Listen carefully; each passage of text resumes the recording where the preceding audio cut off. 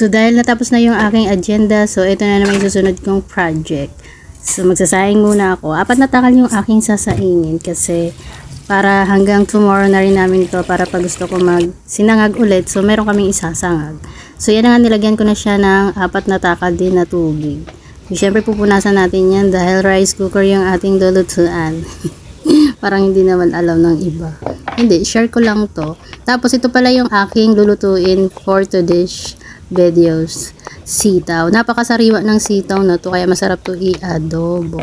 So ayan, hiniwa ko na nga siya ng maiiksi lang, maliliit lang. At syempre ito ngang bawang, dinurog ko muna siya bago ko siya hiwain kasi mahirap siya hiwain kapag kabuo. Syempre araw-araw ko na lang to ginagawa kaya alam ko na yung mga teknik kung paano yung paghihiwa ng aking mga niluluto. So, set aside muna natin. Sunod natin yung kamatis. Tapos yung ating sibuyas. Kasi yan ang ating pangsangkotsa. So, yan na nga. Bago magkalimutan. Minsan kasi may pagluto ako na hindi ko pala nahuhugasan yung gulay.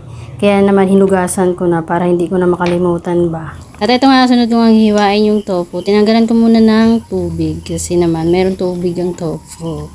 So, yan. Hiwain ko lang siya ng maliliit na square para mas madali siyang maluto. Kasi ipiprito ko pa muna siya bago ko siya isahog sa aking adobo. So ayan, hiwa ko lang yan ng paulit-ulit. At syempre ilagay ulit natin sa kanyang pinaglagyan. At ito na nga, natapos ko na lahat ng sangkap na aking gagamitin sa pag-aadobo. Ito na yung sitaw at ito na rin yung tofu. So ayan. Tapos meron pala akong kaunting karne. Nakalimutan ko ng i-video. So ito naman yung aking pangsangkotsa. O diba? So, lalagyan ko siya ng sili para may konting anghang. So, maglalagay na nga ako ng mantika sa kawali kasi pipirito ko pa yung tofu. Tuwing magpiprito ako, ang mantika at saka tubig magkaaway talaga. Kaya pag nagprito ako ng may tubig, ayun, talsikan yung mantika. Sa tagal-tagal ko na nagpiprito, lagi pa rin ako nagugulat kapag natatalsikan ako ng mantika sa balat ko. Kaya sa braso, minsan talaga sa mata. Buti na lang ang mata talaga napakabilis. Kapag tumatalsik sa ko, talaga nakakapikit talaga ako. So yan, after 1 linggo, ayan, nasunog na yung tofu ko. Kaya inalis ko na muna sa kawali. Sinitaside ko muna, nilagay ko muna sa mangkok. At magigisa na ako ng bawang. Syempre, unahin natin yung bawang kasi ang bango-bango ng bawang kapag nasusunog na. Gusto ko rin sa bawang sunog. Kaso mapait nga lang kapag kakainin mo na. Yung ganyan ang itsura. Napakabango niyan. Yung buong bahay ko amoy bawang. Tapos haluan mo pa ng kamatis sibuyas. Ay nako, amoy pa lang ulam na.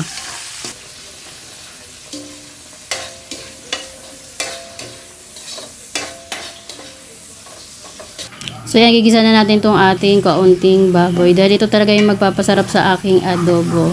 Yung lasa ng baboy na yan. Kahit konti lang yan, masarap yan. Kasi sa pagsasahog naman, hindi naman kailangan yung marami. Mga konting piraso lang, okay na yan. Ang importante, masarap yung pagkakaluto. Maalat, ganan. So yan, naglagay ako dyan ng paminta. Powder na paminta ang ilalagay ko para hindi ko nangunguya. Tapos yung ating mahika, yung ating soy sauce. Tapos maglalagay tayo ng sugar for balance to taste, ganan. So syempre, hahalo-haluin natin yan. Yun ang pinaka-main ingredients talaga ng pagluluto. Yung paghahalo, di ba? So dahil matigas pa naman ang baboy, tinakpan ko muna at pumunta muna ako dito sa labas. Nakita ko nga itong yung bahay ng ibon. Meron na naman ditong salag sa Bicol kung tawagin. O di mo, may pugad na naman dito sa may aking kalamansi. Ang daming ibon dito sa paligid ko. Dito sila naninirahan kasi dito kasi maraming puno. Ang may-ari niyan ay Maya. Sari-sari yung mga ibon dito na dumadapo sa aking mga kapunuan. Ayan ang ganda na natin ng panahon. Sana wala ng bagyo. So ito na nga, balik tayo dito sa aking niluluto. Hala, grabe, napakabango na. Mabango lang talaga ako magluto pero maalat yung aking timpla. Charing. Pero minsan hindi naman siya maalat, siya, matapse. Matabang ba kung baga sa Tagalog.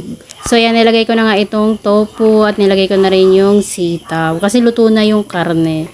Tapos, syempre, halo-haloin ulit natin yan ng paulit-ulit lang.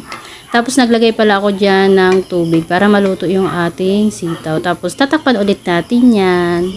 At ito nga, lumabas ulit nga ako saglit. Nakikita nyo ba yung paligid ko? Syempre, pag maraming puno, maraming dahon. Lalo na pag ganito na yung season, tiglagas na. Tapos pag tungtong ng bear, puro na talaga dahon yung paligid ko kahit araw-araw kawan to sawa ka sa kakawalis. So ito naman yung aking kakao. Nabubulok na. Hindi naman ako makakapaggawa niya ng chocolate. Paano pa ako yayaman? Ito nga mangga ko, ang daming binunga. Wala ako napakinabangan kahit isa, puro bulok. dapat nito, putulin na lang. So, ito na nga, balikan natin yung ating adobo. Hala, napakabango na niya at luto na yung ating adobo. So, paano ba yan? Hanggang dito na lang yung aking for today's video. Salamat sa panonood. See you next time. Bye-bye. Love you. Mwah.